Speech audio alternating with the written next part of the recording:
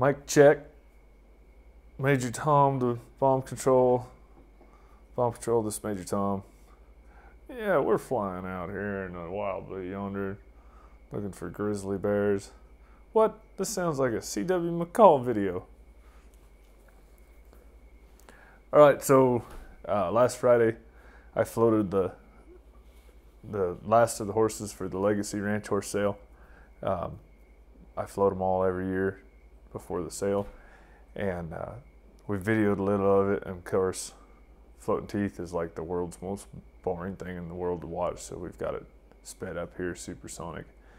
But I just wanted to talk about floating teeth for just a minute, since we had this footage and had the opportunity. Ideally, I'd like to see horses get floated once every 6 months, from the time they're 6 months old till they're 6 years old and have a full mouth. So from when they start developing their adult mouth to the time they have a fully adult mouth. And then once a year after that. Of course, that'd be in a perfect world, and we don't live in a perfect world. And I can promise you that not a single horse in my care gets that. But I darn sure try to do these babies twice a year, from the time they're 2 until they're 6, or until I don't have them in my care anymore. The horses in this video, and we'll cut it down kind of depending on how this voiceover goes, but the horses in this video range from 4 years old to, like, I don't know, 10 or 12 or whatever this oldest one is, I'm not sure.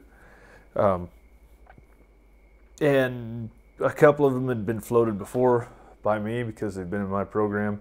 A couple of them hadn't ever been floated, or hadn't been floated in a long time for sure. And so there was some significant amount of work to do on a few of them. In this video, I'm using almost entirely hand tools. The reason is I was not able to get my hands on a particular sedative that kind of slows their tongue down quite a bit. And their tongue is actually, amazingly enough, their tongue is strong enough, even if they're not being bad or being rude or anything, just moving their tongue around. Their tongue is strong enough to break the drive in my power tool if they just press against it. And so without that sedative, I don't use the power tool much, but I get it out a little bit and use it. And actually on this day, on one of these horses, he just pressed his tongue against it and did break the drive in it, and then I had to use hand tools for the rest of it. A guy can do just as good a job with hand tools as he can with power tools. And in fact, unless I'm doing 4 or more horses in one location, I don't even bother getting the power tools out, because I can just go so fast with hand tools that it takes that much time just to even set my power tools up. But some people say, well, you do a better job, can't do as good a job, blah, blah, blah, whatever. You can do just as good a job with hand tools as with power tools. And in fact, in a lot of cases, I think a guy can do a better job. It's just harder work and it's slower.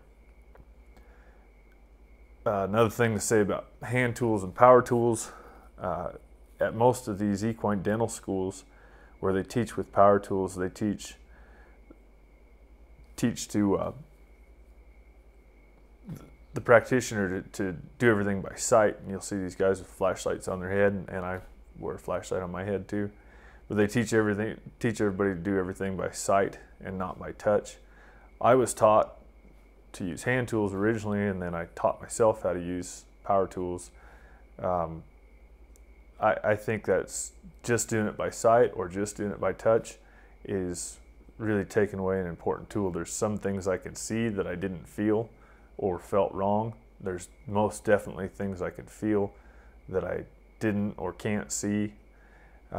And then I also go by sound a lot too, especially with the hand tools, and over the course of the years I've learned to do it with the power tools as well, to be able to hear the change that I'm looking for. So I go by sight, sound, and touch. In this video you'll see I'm doing this in a stock trailer. It's always dangerous to be on your knees in front of a horse, and darn sure when they're sedated, and darn sure when you got their mouth jacked open and you're messing with their mouth. They may not even be trying to do something to you, but it's a bad spot to be. In this half-top stock trailer, I find I can get my angles really correct. It's easy for me, as tall as I am, and I'm in a safe spot. I bring that up because somebody out there that's floated some teeth will watch this video and say, that jackass has his speculum on upside down. And I do have my speculum on upside down, and it's because if they kind of pull back, and I learned this the hard way, if they kind of not pull back but step back, they'll hit the clicker on that speculum on that gate, and they will close that speculum and their mouth on my hand. So when I'm doing it in a trailer like this, I put it on upside down. If I'm doing it in a stall or something like that, I put it on the other way, and it works the same either way. Another thing I'll mention about this video, and this is just kind of a little tutorial for those of you when you get somebody out there to do your horse's teeth. I put OB lube on my blades. Saves my blades a lot, saves their mouth a lot. You can cause a lot of abrasions on their cheeks and on their teeth while you're doing this. That OB lube saves a lot. I guess I just, again, want to just point out how important I think proper dental care is for these horses. Every vet I know absolutely hates doing this. Every vet I know spent a total of about 3 hours in vet school learning how to do this, and I know some that have gone on and learned to be really good dentists. But I love floating teeth. Actually, it's hard work. It's really hard work, but it's just awesome to me how much I can get done. You know, in an hour being in their mouth, I can get more done to help them with their training and to help them how they move and how happy they are and how relaxed they are. I can get more done in an hour with my hand in their mouth than I can in a week on their back. So I really love doing it. A lot of people say, well, no, my horse doesn't, he's an easy keeper. He's fat. He doesn't need his teeth floated. That's the last thing that a good dentist can help you with. You know, if you come to a dentist because your horse is losing weight, you're way late, because by doing their teeth, we can really improve the efficiency that they have in utilizing their feed source, in the sense that they can masticate better and they get more nutrition out of their food. But that's really saving you a few bucks on feed by making it so they can chew better is the last good thing we're doing. When we're in here, we're balancing their whole body with their mouth. We're getting them squared up. We're getting them where they're happier, where they're not biting their cheeks and their tongue when they're trying to operate for you. You'd be amazed if you've never had your hand in a horse's mouth that needed his teeth floated. You'd be amazed to feel all the scarring on their cheeks and their tongue just from them biting their own tongue and biting their own cheeks, either when they're chewing or when they're trying to operate for you. So I can't say enough how important this dental health is, and how you should really find a good, whether it's a vet or a practitioner, find somebody that does a good job with teeth and get your horse floated. Like I said, if he's over 6 years old, at least once a year, and if he's under 6 years old, twice a year, every 6 months. I guess a couple other things I can say about this video. I blindfold my horses after I've sedated them.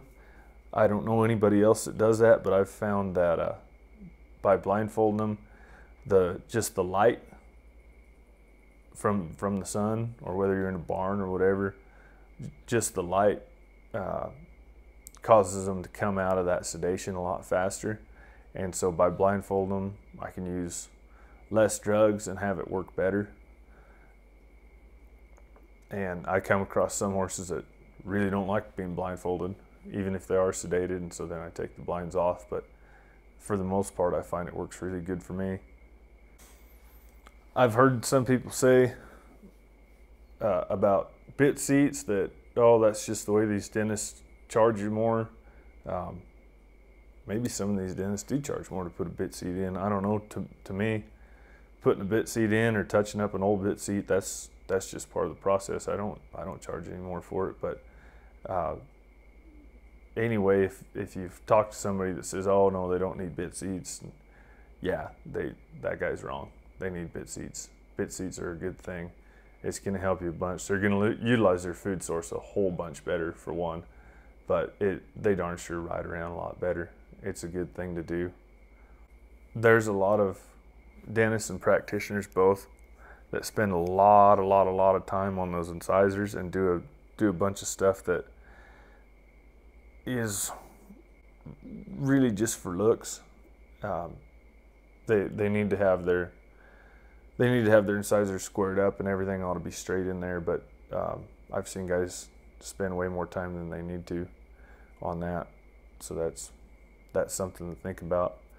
The last thing I want to talk about is if you're wondering if your horse needs his teeth floated, at the end of this video on this roan horse, you'll see I take his jaw and I move it back and forth, and you'll see how much movement there is in his jaw, how far I can get. I'm getting probably 3/4 of an inch of play in his jaw, and that's when everything is flat and all the points are gone, and that's where I have him done. If you're getting less than 3/4 or 5/8 of an inch of play when you try to move their jaw like that, they darn sure need done. That's an easy way to test it. You kind of only get one chance if you're testing a horse that's not sedated, because as soon as you do it once, if anything pinches or bites them at all, then they lock up. So you got to get them kind of relaxed, and then you get one try. But you'll find either on one side or the other, or sometimes with some horses it's just totally locked up. You'll find that there's not very much play in their jaw. That means they darn sure need to go see the dentist, and afterwards there should be a heck of a lot of play. The reason they lock up when you try to do that is because it hurts. So that's my video on floating teeth, and I hope anybody watching this can find a good vet or a good dental practitioner and get in their horse's mouth, and then I promise you it's worth a couple of $100 they charge it. They can get a lot done for you. That's it.